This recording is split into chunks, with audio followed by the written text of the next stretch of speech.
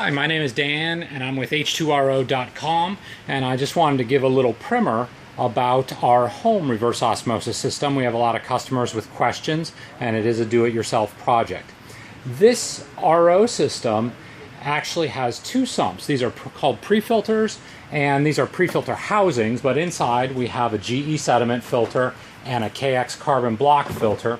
And so the flow of water goes from the left side through the sediment filter, then through the carbon block filter, then it goes out this port and through an automatic shutoff valve and into the membrane.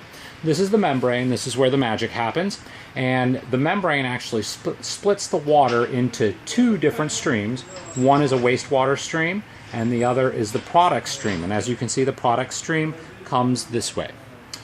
After the wastewater stream is going to be connected to your drain pipe, and this is going to be connected to your tank. So as you're producing water, you actually send water to the tank, and then when you're drawing water with your faucet, when you open your faucet, the water will come out of the tank, back here, and then through the OmniPure filter. After that, it'll go to the faucet. So there are basically four connections. And what comes inside the box to make those connections? Well, first of all, we have to have our supply line. So this is a self-piercing inlet saddle. You can always use ours, or you can go to Home Depot and get an automatic shutoff or a shutoff valve of your choosing.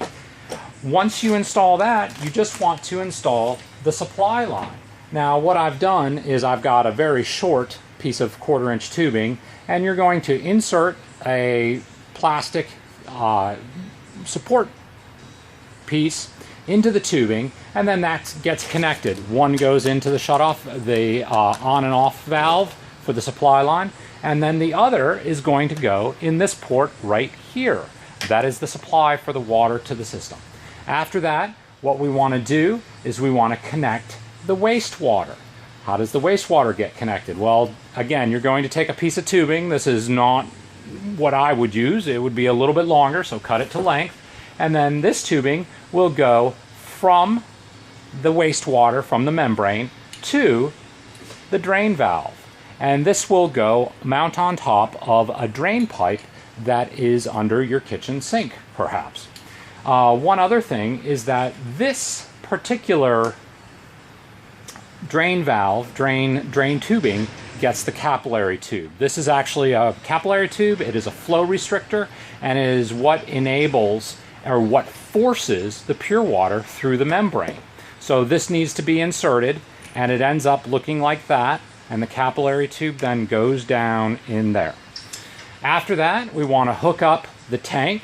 The tank gets hooked up with another piece of tubing right in here. How do I get that into the tank? Well, there's a shutoff valve, and you want to apply some Teflon tape right there. After that, you're almost done. The last connection is right here, and you want to connect your faucet. So on the faucet, there are directions for what size hole to drill, and I would highly recommend that if you have granite countertops, you call a local granite drilling company. Additionally, there is a wrench to help you to change your filters when you're ready for a reload, and that's about it. So if you need more help, you can always give us a call.